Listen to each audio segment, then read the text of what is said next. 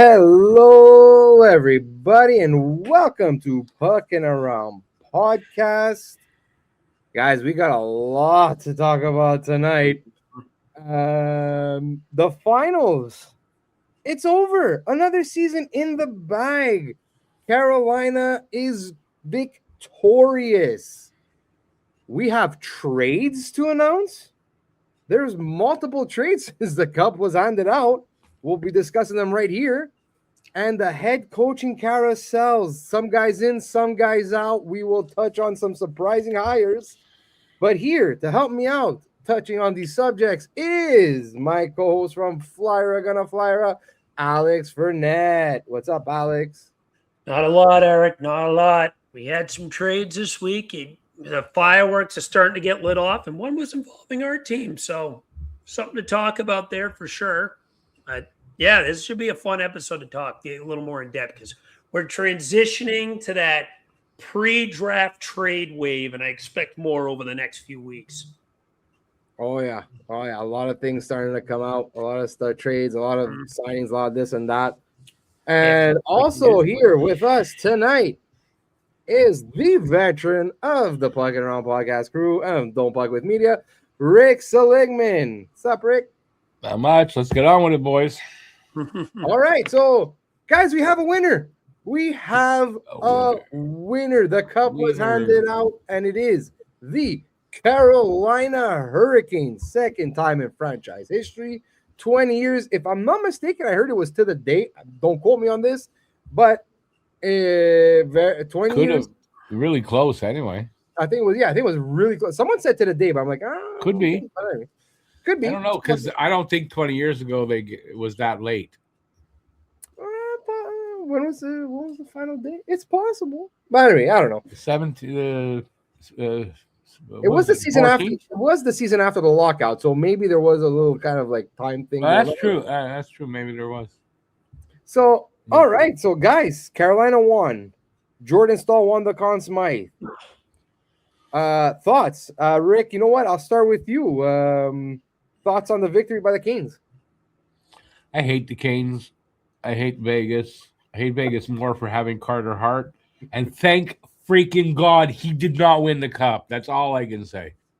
That's it. I got nothing else to say because I didn't watch not a second of that. All right. I'm just really happy. I'm really happy that Carter Hart didn't win the cup. That would have been a stain on this league. With all the other stains they've got, that would be another one. I'm just really happy for that. All right. Well, Alex, man, floor is yours, buddy. I think the best team in the league won the cup this year. You know, Carolina's run is impressive. I don't want to hear about the path. You play who you play. You know, you swept your first two series. You lost one game in the entire Eastern Conference playoffs. You could play against the Vancouver Canucks 12 times. That's impressive. Or 13 times, technically. But my point being is this. They came out, they showed up, and they did a job that they needed to do in a year where the opportunity couldn't have been better, and they completed that mission. You know, there was no Florida this year. Tampa got knocked out early. The Metro was relatively weak. You know, you look at other teams. Buffalo and Montreal are both young, so they're not quite at that step yet. Philly kind of overachieved. Like, we can go on by the teams that were in this year's playoff bracket. The stars aligned for the Carolina Hurricanes. They didn't just win; they fucking dominated. 16-3. You know, the first four games of the Stanley Cup playoffs, finals, really even. You had a 2-2 series. Vegas actually jumped out to a 2-1 lead. Carolina tied it. They were four really great games. And the last two, Carolina just said, all right, time to take the belt off. And they did just that. They went belt to ass on Vegas those final two games after a really competitive first four. You know, if it was up to me, I would have probably given the Conn Smythe to Taylor Hall. But I get giving it to Jordan Staal. You know, a goal in each of the first five games. 37 years old. He's the oldest player to ever win the Conn Smythe. He made a statement. He was a constant impact throughout that series, despite being a bottom six player at this stage of his career. Good on the Canes, man. I love Rod Brindamore. I've never had any ill will against him. Former Flyer, now a Carolina legend. He's won a cup there as a player and a coach. Not many people you can say that about. Rod the Bod, man. Showing off guns. Did you see that video? They ripped off his shirt. Afterwards. Yeah. That's a picture to hang up. Holy fuck. I'm not showing that to my wife, that's for sure. No, I can't show that to my fiance because then she'll be like, babe, can we make another trip to Carolina? And I'll be like, oh, God. Be like, babe, it's like look in the mirror. It's like look in the mirror. I'll be like that. I'll be like, yeah, babe. And she'll be like, yeah, let's put that down. No, but in all seriousness, good on Carolina. They're the best team all year. I had no issue with them winning not all year. We thought Colorado was, but Carolina was the best team in the playoffs. They were the best team in the East all year, and they showed it. They played a lockdown, wear down, physical forecheck that just beat the shit out of teams, and it even eventually caught up with Vegas, a team that had plenty of rest going into this. They weared Vegas down. Mitch Marner, who was good the first 3 games of the series, had 1 point in the final 3 games. Carter Hart was atrocious. Absolutely atrocious in the final after where he was great in the first 3 rounds, allowed 4 goals or more in each of the first 5 games before only allowing 2 in the final one, but it didn't matter because Vegas couldn't solve Brandon Bussey, who's another person that deserves a share prop because when Freddie Anderson went down with injury, it seems like it was a concussion likely. Bussy came in. It's a knee. It was a knee. It was a knee. I Like heard rumors it was a concussion. I apologize if I misdiagnosed that. But point being, Bussy, who hasn't played since the regular season, steps in. Game 4 or 5 did he come in? I think it was game 5. He took over game 3, if I'm not mistaken. Freddie Anderson got pulled. Yeah, I think you're right. It was really early in that. First start was game 4. So yes, he took over game 3. Spurs start game 4. Carolina goes 3-0 in those games. That kind of flipped the momentum. And especially for a guy who hadn't played in almost 2 months up to that point, that's impressive. That's really fucking impressive. To be thrown into a Stanley Cup final, down 2-1, in a very cold situation, you come in, you didn't play perfect, but you had a shutout in game 6 to clinch the cup. And he only allowed 1 goal in game 5. He had his struggles game 4, but games 5 and 6, he allowed to combine 1 goal. Enough said. Props to him. Props to his Canes team. That second line was so dominant with Jackson Blake, Taylor Hall, and Logan Stankoven. It's Canes, man. They showed up, and they earned this. And you know what? They're not going anywhere anytime soon in terms of, going back to irrelevance. This is a team that's set up for the future. Oh, yeah. Stankoven's locked in for 8 years. Jackson Blake's locked in for 8 years. Aho just signed a long-term deal not too long ago. Svechnikov's locked up. I got to think they're going to eventually extend Niskanen. They got a lot of young pieces there. Niskanen? The defenseman. Nikishin. Sorry. The defenseman. They got a lot of young pieces is my point. They're going to be good for a while. I would not be surprised if in the next 5 years Carolina does make another cup. We'll see. But that's my take on the final. Yeah, no, just talk about their team in general. At the moment, they have $11 million in cap space next year. Close to 12, 11.9, but everybody signed. Everybody's signed. The Keishan is the only one that's not RFA, but or else and if they want to bring back Frederick Anderson, him too, they'd have to give him a little bit. It's crazy. They have a chance to get better. Yeah. They could actually bring in another player and just make this team even better. So, but yeah, no, I'm just gonna piggyback a little bit what you were saying there with Brandon Bussey. That's hard, man, for a goalie to come in and he played well during the season. He put up a really good stretch for them in the season, but still, he starts the playoffs as the backup. He doesn't get into a game, and your first action is game 3 of the Stanley Cup Finals. And coming in relief, not even hey, you're starting. No, get in there, kid. You gotta go. And good luck, buddy. Well. Sorry? They say good luck, buddy. Yeah, exactly. Yeah, good luck. Here's the keys. Good luck. It's like, oh man. And like, look, he came up big, man. He came up big. Like he let in one goal in that game in relief. That was the overtime winner. Mm-hmm. Whatever, man. Like, he pulled a 947 that game in the time that he played. His first start, game 4, a little rougher. They still won. But he allowed 3 goals, 857. But after that, man, game 5, 920. Game 6, shutout. Like he incredible. Like, no, I don't want to take anything away from the Canes. The Canes are a great team. They played well from the defensively. They were awesome. Mm-hmm. But like that's a team. Like when you look at Carolina, man, like that's a team. And it's like they don't have like that insane superstar. They don't have the McDavid, they don't have the McKinnons, they don't have the Kilmakars. No, wait, this is a team. That's a team that everyone just plays together, well balanced. They have great players on lines 1 through 4, pairs 1 through 3, and solid goaltending. And they showed that, like, look, you don't always need star players to win a cup. And like, look, is it easier when you have star players? 100%, 100%. Like, I'm not gonna say that like Edmonton is never gonna win a cup. Well, maybe not, but who knows? But like, look, Colorado has a cup. Pittsburgh also have multiple cups. Like, you win with star players, but you also need players behind those guys that will contribute. Like Nick Ehlers, great signing by Carolina this year. Great signing. You know where Nick Ehlers played on Carolina? On the third line. Nick Ehlers was a third liner on Carolina. Well, they kind of rotated him, but yeah, but in the playoffs he was. But the majority of the playoffs, the guy was on the third line because you had Jarvis and you had Svetch on the first line.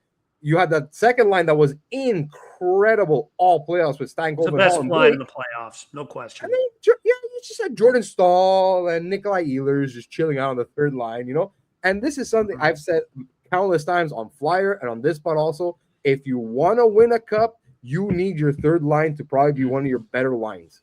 You cannot win without a third line. Look at the Pittsburgh Cups with Bonino and Hagelin and oh man, why am I blanking? Phil Kessel, like Florida with the Marchands and the Lundells and the Listarainens. You need a third line. Ask Toronto how their depth is going. Ask Edmonton how their depth is going. You know what I mean? So no, I'm honestly really happy for Carolina. I'm really happy for Shane Gostisbehere, like Sean Walker, Nick Deslauriers, bunch of former Flyers on that team. Really happy for them. It was a super exciting final, and yeah, and happy for Stahl. He got the Conn Smythe. Yeah, I agree with you. I would have probably leaned Hall, or at least one of those guys, Hall, Stankoven. Yeah, you can put that whole second line on the friggin' exactly. But yeah, that's a good. Actually, you know what? That's good, Alex. That's like not one guy. It's a line. Second line. Blake, Stankoven, Hall. That's the Conn Smythe line, we'll call it.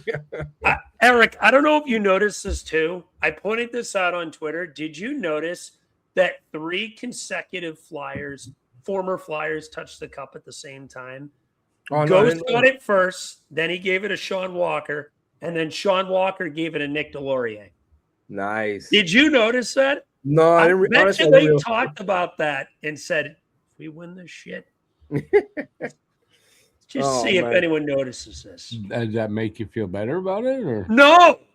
Makes me feel worse. Well, I'm happy for them. Like, I'm happy for them, but it's just, again, listen. Shane Gostisbehere trade is one thing I will never forgive Chuck Fletcher for, because and for the people that say, "Oh, we had no value, you went through waivers," bro, that's why you fucking keep him and build its value up again. And obviously, you can still play. I'm gonna go into a rabbit hole. I don't want to go too deep, but let's stay away from that, or else this pod is gonna be about 3 hours long. With me too. I got my thoughts. So, all right, guys. Well, so we touched on a few things there. Anyone have any final thoughts on the cup? Yeah, final? I do actually. I would have liked to seen them hand the cup to Jordan Stahl, but it would be like a rainbow-colored cup. I would have loved to see that. Oh God, I see what you did there. That's all. That would have made it so much I better. see what you did there. You saw what I did there. No. Well, talking about rainbows, I don't know where this is going. We've got some trades, boys. We got trades. Wait, No, am I allowed to don't hit the do breaking news sounder? No, because it's not breaking news anymore. Oh, okay. Well, it's kind of breaking. Okay, if he feels better.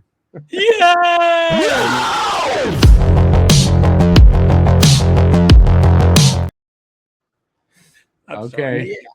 I love that thing.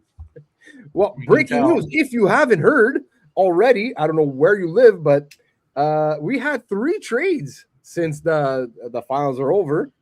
Or I think one was one of them during the final. I don't remember. No, they were all after. 2 was were all yesterday, after, right? 1 was today. Okay, perfect. So we had.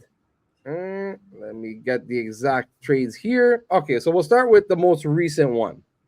Michael Kesselring and a first-round pick goes to the San Jose Sharks, pick number 27. Mhm. And to the Buffalo Sabres, another first-round pick number 20. So basically, Buffalo pays Michael Kesselring to move up like 7 spots. Or 8, technically, I think. Yeah, 8. 7. 7. Oh, yeah, no, because 20. No. Anyway. 22, 23, 24, 25, 26, 27. 8, no? It's 7, Eric. Don't hurt yourself. Well, no, because it's 20. Because 20, if you would go from 27 to 21, wouldn't that be 7? 21, 22, 23, 24, 25, 26, 27. Today's math lesson with Eric. Yeah, but they got 20. So, Yeah, they were in whatever. 27. The point is, Eric, point if you go is- for pick 27 to 26, what is that? 1. Okay, Go 26, 25, no, we're going to 2. do this one by one. If you go 27 to 25, what's that? That's 2. 27 to 24. 3, 27 to 23. 4, 27 to 22. 5, 27 to 21. 6. 27 Okay, to yeah, 20. 7. What? There you go. Hey, whatever. Today's Guys, a it's late, DPWM man. I'm math lesson. tired. Like, whatever. 7 pay. So they basically pay Michael Kesselring to move up 7 spots. Okay, There you go. 7 spots. Rick, what are your thoughts on that trade? I'm a little surprised though. Didn't they get Kesselring trading in a trade? With Utah. Yes, JJ Paterka. Yep. Right, they gave up a good player to get Kesselring. Just And a then year ne- ago, too. And just Yeah. and then a season later sending him. But I guess they must want somebody that they figure they're going to get at 20. Who it is, I don't know, because I don't have any clue about the draft picks this year. Eric, guess who 21 is? The Flyers, yeah. We're going to get jumped by Buffalo for some player. Yeah, I don't know. I have no idea. I wish I knew more about the draft picks because I don't think Montreal's going to pick in the first round. I think they're going to move that. So I'm not up to date on these guys. But they must really want a player that, because it makes them look bad, don't you think, to give up to trade Kesselring after trading Paterka for him? Yeah. Kind of looks I bad. think what helps make it look better is because I remember when that trade happened last year for Kesselring, and because it was also Josh Doan. It was Josh Doan, Kesselring for Paterka. Oh, that's right. Right. And I remember at the time, Doan. I'm like, I'll admit it here. Like, I'll eat shit. I don't care. Like, I was like, Josh, like, that was I thought it was a stupid trade by Buffalo. So I'm like, whatever. Kesselring's like a decent defenseman, but he hasn't really proven much. I'm like, what's Josh Doan's like a third liner at best? But Josh Doan had I forgot about hell that. of a season. Yeah, I mean, they he's like can. a hell of They a got player. Doan out of that trade. Yeah, they can toss Kesselring for sure. Yeah. Will he help San Jose?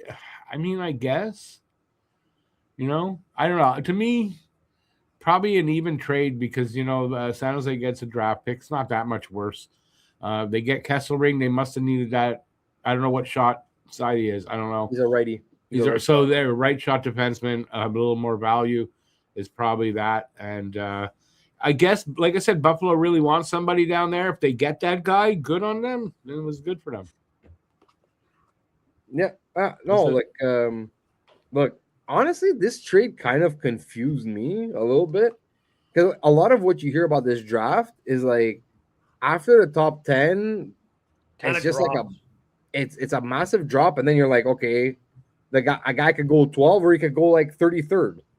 Who the fuck knows, you know? Like maybe not that bad, but like, but you know what I'm saying? Like, and especially like in that 20 range. So you have like a now look, Kesselring, he struggled this year with injury and everything, so he wasn't healthy all year. He played, I think he played like 30 something games, and he's a big right-handed defenseman. And like, look, at the end of the day, San Jose is desperate for D because like they have like almost nobody signed, Oh, so that's probably what it is. and like it makes sense for San Jose, but I'm like, Okay, I have an idea. Buffalo, I'm like, Maybe what if Buffalo has kind of a deal that they can make, but that team wants 20th pick. They went out and got 20th pick, and now they're going to trade. So there may be another trade coming. But I feel like that trade would have already happened then, no? Or do you think it's just they want to have that in their back pocket so they have more ammo for a future trade? It's possible. They definitely have. You don't move up with no plan for what you're going to do with that pick. Yeah, so that's they have true. a plan for it. yeah, like they probably have a guy that they envision being in that range that they probably really, really like. Mm-hmm.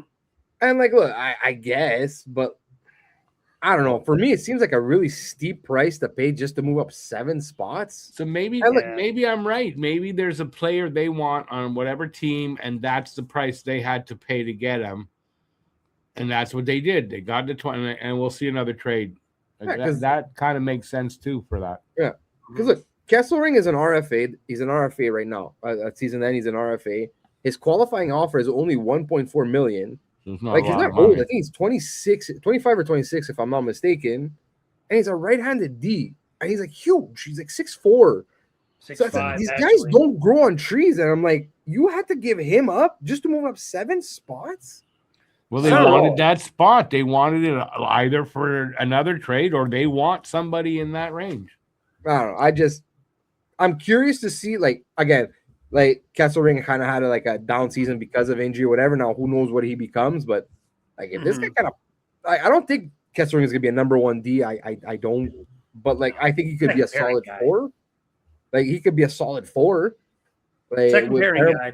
It's a Risto. He's another Risto. Yeah, but that's I don't know. For me, it just seems like.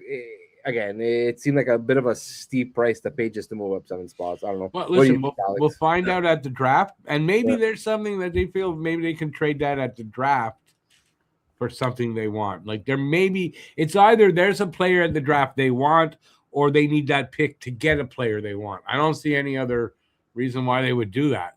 So I was reading into this a little bit from Buffalo fans. It seemed like Kesselring really didn't fit with Buffalo that much. A lot of fans were saying, I really didn't understand his usage this year. And, you know, I don't understand why he was kept as the odd man out. Like, I guess he just didn't fit with Buffalo. I mean, I didn't really follow him that much in his season, but Sabre fans were consistent on social media stating like it felt odd what his usage was last year. So it may have been a fit thing. And they found this may have been an opportunity to potentially get what you could. I still like it more for San Jose. Don't get me wrong. I think San Jose won this trade. My first reaction was I thought it was a little even, but then the more I thought about it, I was like, you know what? San Jose addresses the need at right-handed defenseman. You're only costing moving down 7 spots. As you mentioned, Eric, it's not a massive gap difference. Probably from like 11 to 35 at this year's draft. Because that first top 10, top 12 is its own tier, and then it's just a drop. Okay, so it makes you think, like, maybe there was more to this than meets the eye, and it could have been like a fit issue for Buffalo. Yeah, so they felt they needed to move him, and then so if we're going to move the guy, let's move up 7 spots. That's not so bad. That was the offer they got. You didn't maximize the asset of what you could have got, because if we talked about right-handed defensemen are a premium. You only moved up 7 spots and got rid of a right-handed defenseman. Okay, so but if there's a player, what if there is a player that they want in that? And then you look at and go like it works for both teams. Maybe that's just it. No Now, more here's than that. my thing. I feel like for that to make a little more sense, the trade would have probably happened closer to the draft or on draft day. Because then you don't know how the board's going to fall for you. It could fall many different ways. Other teams could trade up, whatnot. I kind of feel like Buffalo rushed into this because this isn't the trade deadline. You had time. So maybe you could have said to San Jose, okay, you know what? I like this offer, but we're going to gouge and see what else is out there. We could rotate this. We're not calling it a no right now, but we got to see what we can get for the asset. I'm sure Mike Greer would have understood that, as they want right-handed defensemen. So and they're a premium in this league, except you're making it sound more like what I'm saying is that they have another trade and they needed the 20th pick to make that trade. I get what you're saying, and I could understand that logic more. I just feel like that would have made more sense if you did it closer or on draft day. But what if you need that pick to make a trade at the draft day? So you secure it while you can. It sounds to me like they might have another deal. Well, I guess we'll see, because it won't make much sense otherwise. It would just feel rushed if they don't have another deal. So maybe that would make it sound a little more logical. Yeah. If the 20th pick might sound more appealing to a team than the 27th pick. Why, I don't know, but what do you mean why you don't know? It's a little better. I mean, it is, but like when we're going based off of what Eric just said and what we've been saying about this year's draft, the difference between 20 and 20, it's a little better. Okay, but what if it's a team? Kesselring. What if it's a team that's at the end of the draft, like farther back, and they've got a player you want, and so you do the same thing. You get their first round pick and that player, and you give them 20. That might be it. I'm just saying that might be it. Just as logical to me. Just feels rushed. That's the only thought process I have on it. But no, I get it. I get what you're saying too. Listen, we're 9 days away from the draft. I don't know that anything is rushed, because if you say, oh, I'll wait a little bit, maybe that opportunity goes away. Yeah, that's true. That's fair. Yeah. That is fair. So maybe it's not rushed at only 9 days left. Yeah. Okay. Well, so now that was the Kesselring trade, and we have also the Russ Colton trade. So Russ Colton and Isaac Posh go to the Nashville Predators for Magnus Krona, a 26th third and a 27th third. You got to state that those two guys are goalies. Yeah, I was just going to say it, Rick. Oh, okay, because you should have said that, because who the hell knows who those guys are? Yeah, both guys are goalies. Young, I think Posh, I think, is 24, Krona's 25. So swap of young goalies. And so basically they swap young goalies, and Russ Colton goes for 2 third-round picks. I'll just start off quick. Russ Colton, I think, kind of hasn't really lived up to his potential in Colorado. Mm-hmm. He had decent seasons with Tampa Bay, putting up, he has 12 points in 30 games, 39 and 79. 32 and 81, so more or less third line numbers. Then his first season with Colorado, he did have 40 and 80, so oh man, okay, so maybe we got something here. Since then, it's kind of been on the decline. 29 and 61, 24 and 73 this past season. So now, is it also playing more down the lineup? You play for Colorado, more of a juggernaut of a team. So who knows, but really hasn't lived up to what exactly they Colorado thought they were getting out of him. Yeah. So I'll start with Alex. Alex, what are you talking about the trade?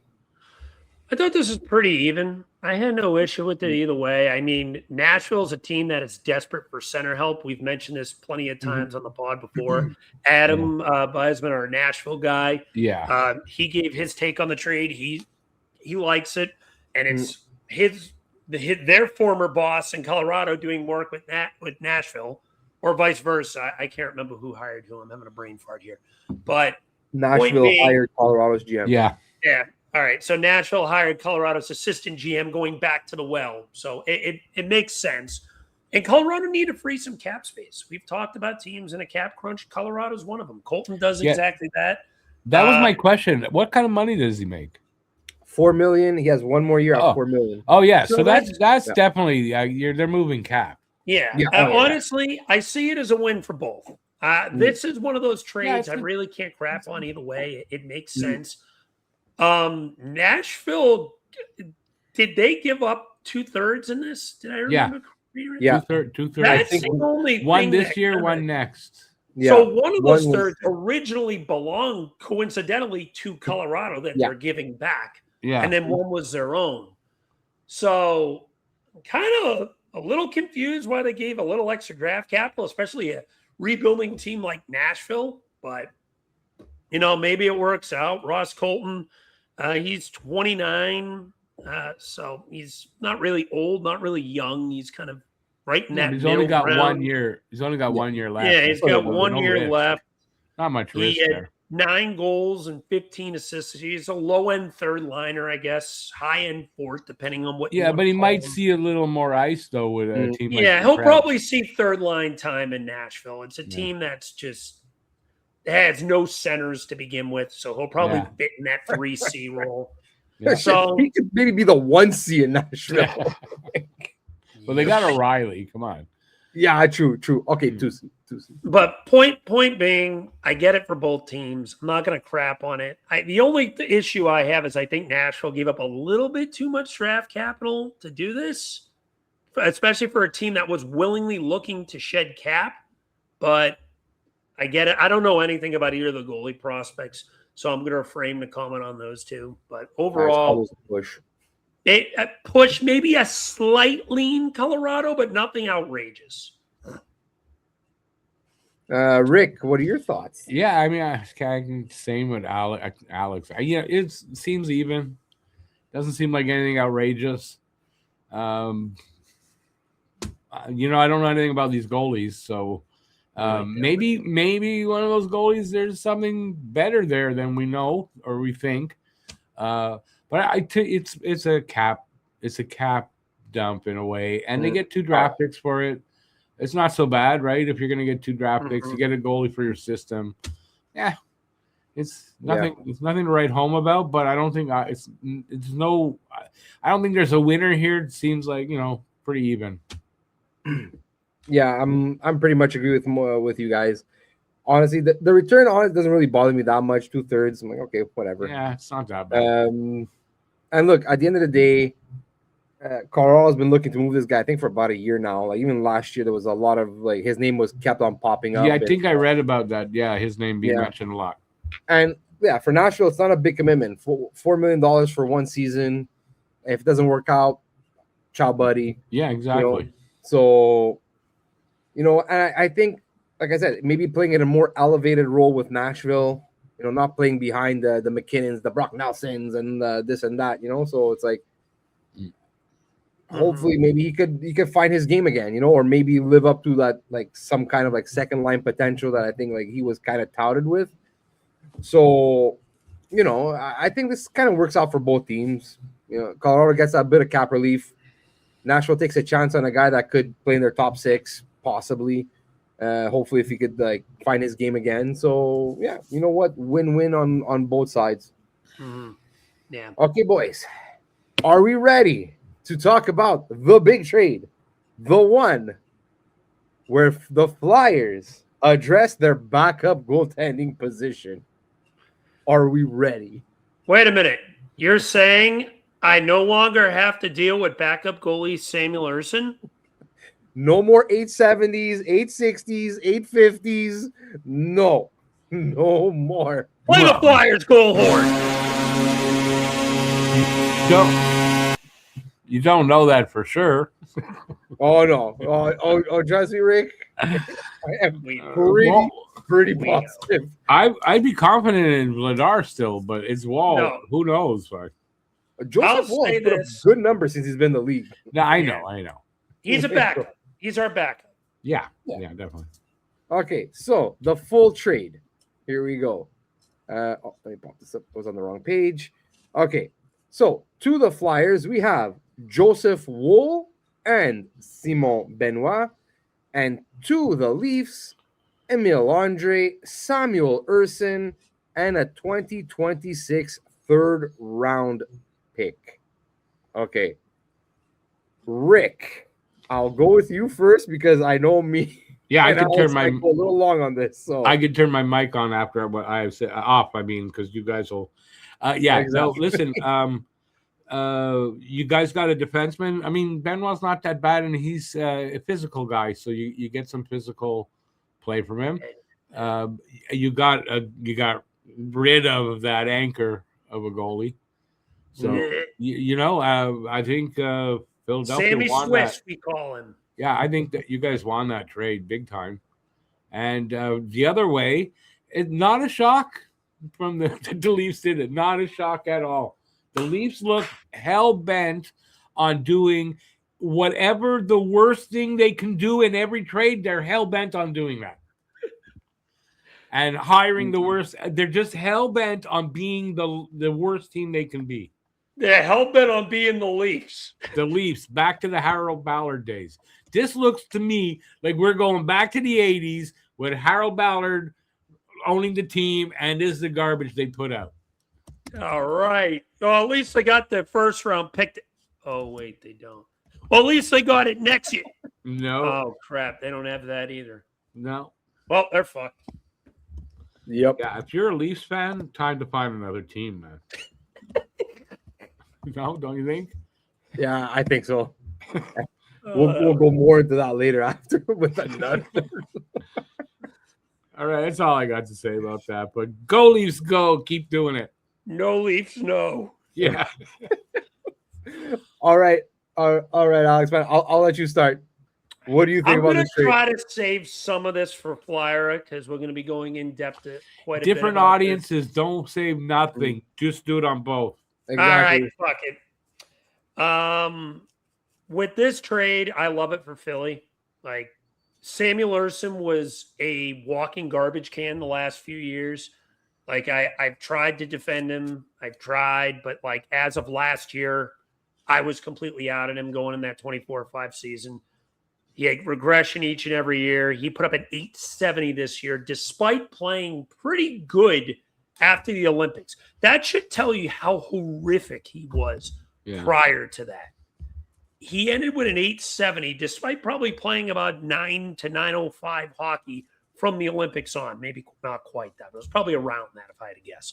Point being, great trade. You added Joseph Wall. He has injury history. Well aware of that. But 4 out of the 5 seasons he's played, he's had at least a 900 save percentage. Mind you, 2 of them were only 4 in 7 games. But still, overall, he's got a career save percentage of over 900. Pretty good. His worst year of his career was last year. He still put up an 898. That's a backup goalie still. That's a quality backup goalie still. Let me just say one thing. Let me say one thing. He's not more injury prone than Urson. Urson was in and out of the lineup all the time. Urson's groin was hanging on a string. Good point, Rick. Yeah, you're right. But from what I'm hearing, Toronto's not even going to probably give him a qualifying offer. So Urson might even end up turning into a UFA, and we'll see from there. Playing in Europe. He's going to end up in Europe. Yeah. Maybe. More or less. But I think at the end of the day, the Leafs did this for 2 reasons. 1, they wanted to free up cap.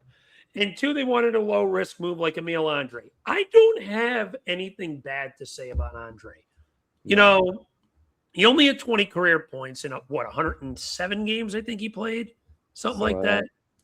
So, but he's not a terrible puck mover, but he's a guy that realistically I don't see being any more than like a number 5 second power play defenseman.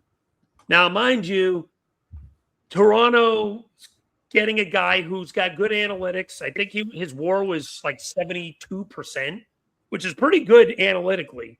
But he's a guy who will have games where he just makes mistake after mistake after mistake, and then has games where he does all the right things. Kind of hot and cold type of player. So, you know, we talked about Andre a bunch on Flyer. Rick, you've probably heard about us ranting on Andre. Not a typical Not a bad project to take a chance on. I think he'd be a better fit there. There really just wasn't any room for him in Philly with how many defensemen this team already has. Plus with Bonk and McDonald also potentially knocking on the door as well, and maybe them even making a move on a guy like Carlson this offseason. Andre's future here just wasn't existent. So I get that. And the fact that you actually got a team to take Samuel Ersson is stunning, to say the least. I didn't think they were going to even give Ersson a qualifying offer here. I thought there was a real argument for that for the Flyers. Now you don't even have to worry about that. Joseph Wall is a tolerable backup goalie. And if he can stay healthy, you get him to run 28 games this year, 30 games, give Vladar 52. Don't run him into the ground. 54. There's an extra 2. Yeah, this is a 54 game. Yeah. Oh, yeah, that's right. 84 games. That's right. So 30. You give Vladar 53 and Wall 31, or Wall 30 and Vladar 54, whatever the number may be. That's what you need is a guy for 2 reasons. One, you feel confident in giving maybe back-to-back starts. If Vladar hits a small rut at some point in the season, every goalie's gonna need that reset at one point or another. And number 2, if Vladar goes down like he did back in January, you get to bring in a guy like Wall. Yeah, he does have injury history, but a guy for 5, 6, 7 game sample size, if you need him to play quality hockey, can do that for you in the short term. So I like this trade a lot for Philly. I give Danny a B+ on this trade. I give Chikra a C-. Oh, geez, yeah. Maybe even a D+. C. Maybe a D+, C-. I'll say C- because I like Andre. I don't think he's a bad defenseman. I think there's something there, but it's literally the trade. It's just you guys got two. You got 2 NHL players. They got maybe 1. I think Simone Benoit is realistically going to be the Flyers' number 7. He's a 7. Yeah, that's fine, but he's still an NHL guy. He is. They got maybe 1 in Andre. You got Ersson, who you can just toss to the side, and the 3rd round pick. Who knows?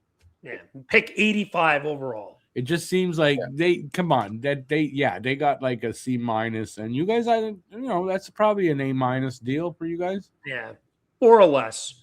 All right, Eric, how about you? Oh yeah, no, I love this trade. I love this trade.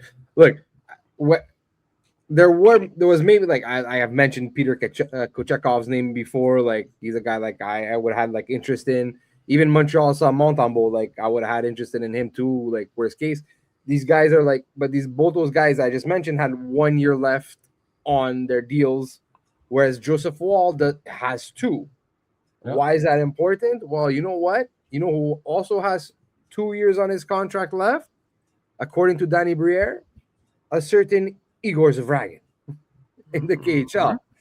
So it lines up perfectly with Zavragin's contract. He just got moved, Zavragin? Yeah, he got moved to a different KHL team because last year he was they had 2 veterans in front of him. He wasn't getting playing time, so he got moved. Okay. He's going to be a starter, like at least a tandem goalie. Well, that's good though. That's good for you guys then, yeah. Exactly. So that's why he signed it. He got an extension, and that's why he's going to be in Russia for 2 more years. So, I love this deal. Honestly, I really love it. I've always been a Wolf fan. I liked him even in Toronto. When healthy, the guy is a really good goalie. He is good. He is good when he's healthy. But again, when healthy. So if you're gonna tandem him, if you're gonna give him a little less of a workload, give Vladar like the bulk of it, and he's more of like your 1B / backup, or like you said it, like if you can play like backup. 30 to 34 games max, maybe that would be great for us. And the thing is, at least in the back of my mind, what really helps is that, again, God forbid something does happen to Vladar, you have a guy behind him that is capable. Again, like injuries aside, but he's capable even to run, to be the talent-wise, he's capable. And he's proven that he can do it because he's had good runs with Toronto. He's had some great games. And look, like the Flyers this season, like there was I think 2.5 weeks there where Vladar went down in January. Guess what? We got our asses kicked all of January. Yeah. We couldn't stop a puck. So No, that I honestly, that's great. I love it. I love the whole acquisition. Simon Benoit, like I said, like number 7 defenseman, like whatever, like But he's he's not bad. serviceable. He's a serviceable. That's what I'm saying. Yeah. With He's experience, serviceable. he's got experience. He's a I think he's a overall guy that's you good. he's a guy you plug in case one player has been playing awful lately or there's an injury. One or Right. the other. Look, But it's he good to should have a be- guy like that. Yeah, you know? he's a 100%. vet. Yeah. He should be I the think Noah so. Jolson Yeah, replacement. you Basically, beat me this to year. Yeah, it. He's yeah, this yeah. year's Noah Jolson. He should Exactly what he definitely. He's younger. He's big. Probably a little He's better, physical. You know what? Why not? What do we Yeah, have he to gives you lose? some good physical play. I know that's one thing. He's a good physical defenseman. Yeah. Like he can be mean too. So and you know every team needs that. I agree. Yeah, exactly. And look, so yeah, and then look, going the other way, a 3rd round pick again. Who cares? Urson, yeah, there's a good chance he's not gonna get qualified, or even if he does, I think there's a good chance.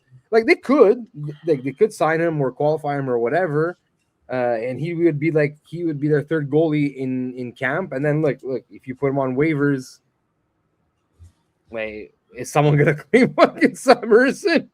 So I don't know. I'd be surprised. So that would be that would be interesting because like look even if hold on, give me one sec. Yeah, even if they sign him, let's say, and like they waive him, like they're gonna need probably somebody with the Marlies anyway. So if he can if he could be a tandem with the Marley with that kid that they have right now that apparently is playing out of his mind in the Calder Cup Finals, like why not? Good veteran backup to have. The one piece that we have that went the other way, I think I'm a little higher on Andre than I think you are, Rick. Like even watching him play, I think he just needs time. He needs time, and the thing is, it's like he wasn't gonna play in our top 4. On a 3rd pair, I think Taka just didn't like him on the 3rd pair. It wasn't his style of 3rd pair that he likes to run. And look, he was a pretty good puck mover. The thing with him is that, especially my whole thing with guys like him, players of his stature, is it's like you either have to be really good offensively or really good defensively to make your worth on a pair in the NHL. Because look, the guy's 5'9", and the thing is like he didn't really put up that big numbers offensively, and like he was pretty good defensively. So it's like he was okay at both. So it's like okay, but where it would help Toronto though is like Toronto has like almost 0 puck movers on their blue line. So so I honestly think he's actually gonna be either in their I'll get into this later with the next subject, or I thought he was gonna be in their lineup, but we'll see.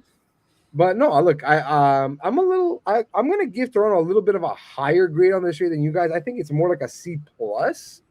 Just because if Andre can at least play in your 2nd pair, just be a 2nd pair puck moving defenseman, just to transition out of the defensive zone, because like they could not do that at all last year. It's a win for Toronto. Like now, I'm sure they're gonna be looking for somebody else. Like maybe you have like if they can have like at least one guy on every pair. So, but no, look, I love this trade for Philly. I think it's an A trade for Philly. Probably a C to C plus ish for Toronto. But yeah, that's what I have to say about that. Here we got just something to show. This is that's the one. The Superman Simone Benoit punch.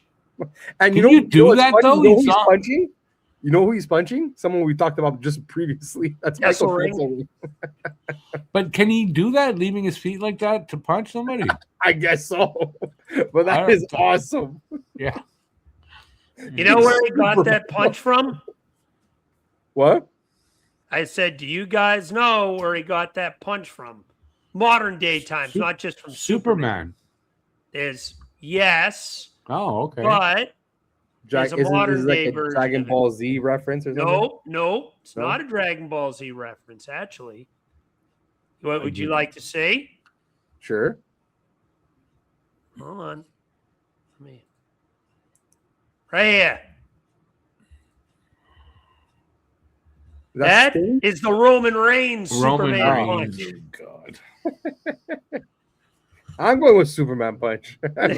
That's his finisher, is the Superman punch. No, it's not. Not everything is Dragon Ball Z with me.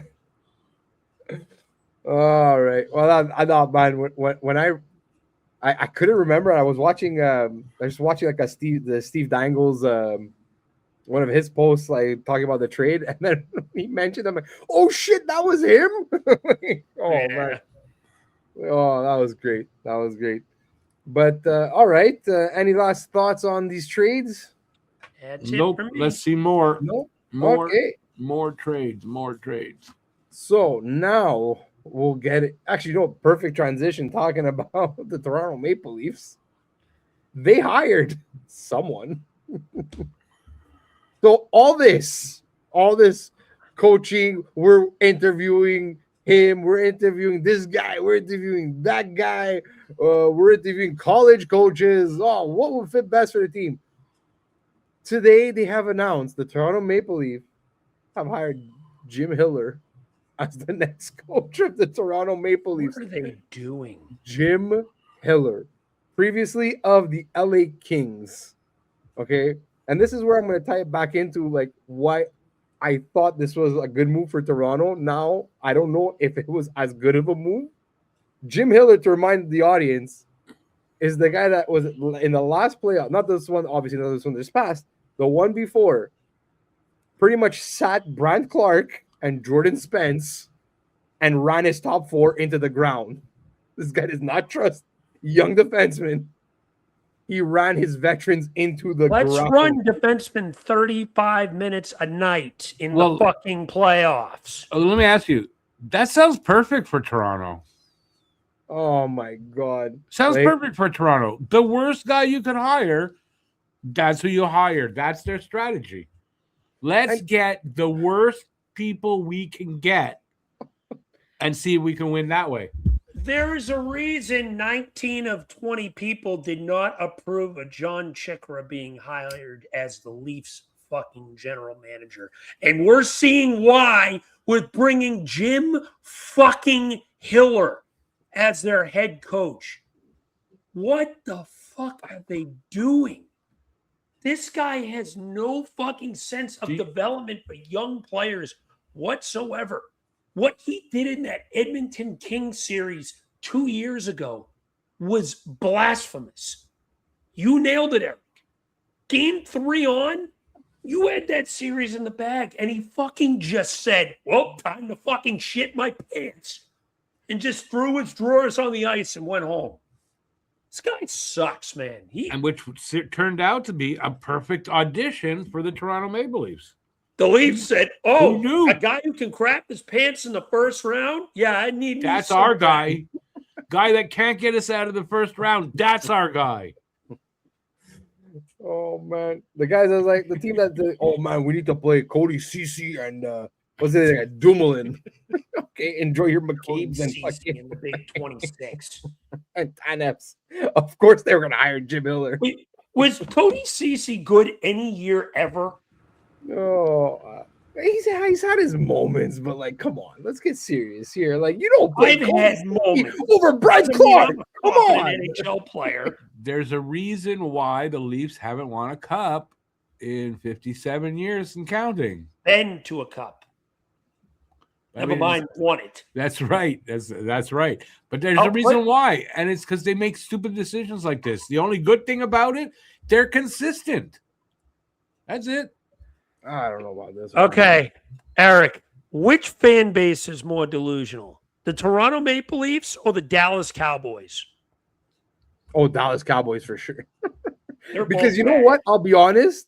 As delusional as the Leafs are, like at least I saw a lot of hate on this one. I saw. Oh yeah, I think they're waking up. I think they're starting to wake up, the Leafs fans. And it's like, you know what? Like, I'm sure if it was a Dallas Cowboy fan, like, no, I'm telling you, no, they're gonna look from like the most obscure stat. Like, look, I swear he's good. He's good. The one guy who actually said Chikra is a good GM is John Tortorella's third cousin's dog's husband.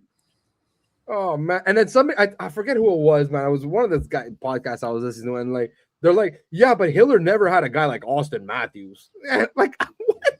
Like, okay, fine, I understand, but like, don't come and tell me that he had scraps in LA. Like, come on, man, come on. I'm sure Sheldon Keefe didn't have a guy like Austin Matthews. Craig Berube didn't have a guy like Austin Matthews. Didn't fucking help them. Like, come on.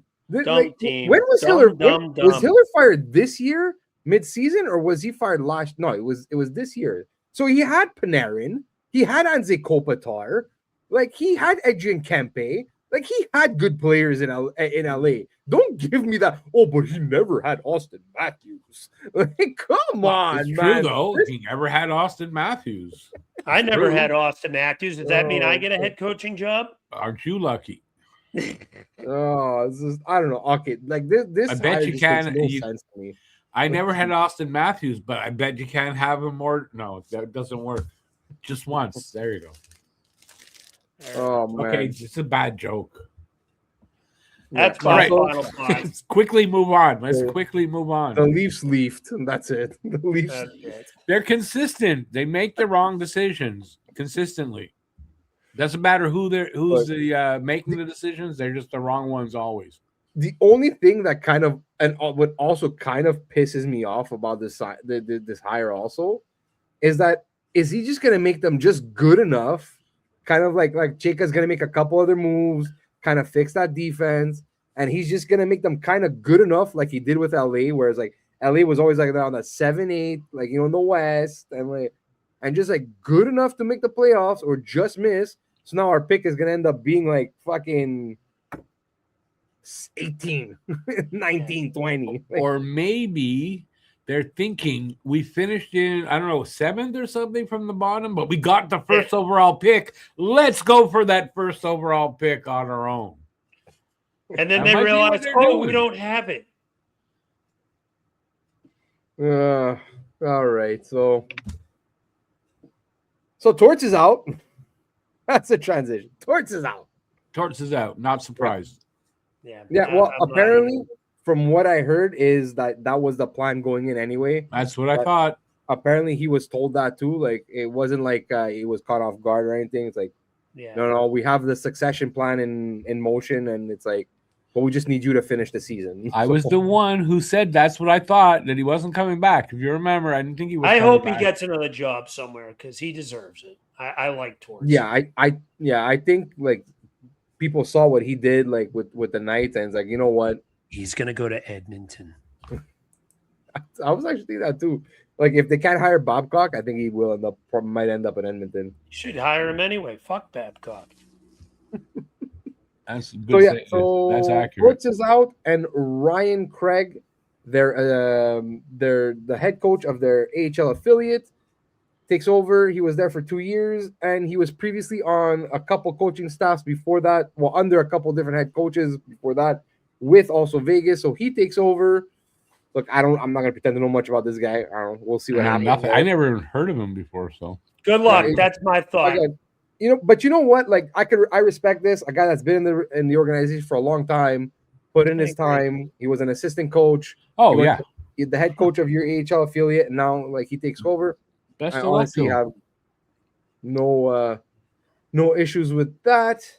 I like the fact that they did that over hiring some retread, Mhm. bringing in some, that they, that they did that with a young coach. I think that's the right way to go. Agreed. 100%, 100%. It was a great But move fuck by them. them. They We'll have see. Carter Hart, so fuck them. Also true. We'll see. We'll see if it pays off. We'll see if it pays Yeah, off. we'll see. All right, so that was pretty much it. I think we covered everything we wanted to cover. Guys, any last thoughts? No. Bring on the trades. Bring them out. Yeah. Yeah. Oh, well, I guess if you're watching and you're still watching, we'll be back in about 2 weeks after the draft. We're going to be back for the next episode after the draft. You got one more. One more. All right, so I guess that's it, guys. It was a pleasure. Please, if you like what you hear, like, subscribe, free hugs. Everyone knows that's the way we do it here. And so, for myself, for Alex, for Rick. Guys, good evening and good hockey. Let's go. More trades. Ciao. Ciao. Promise you you'll catch me.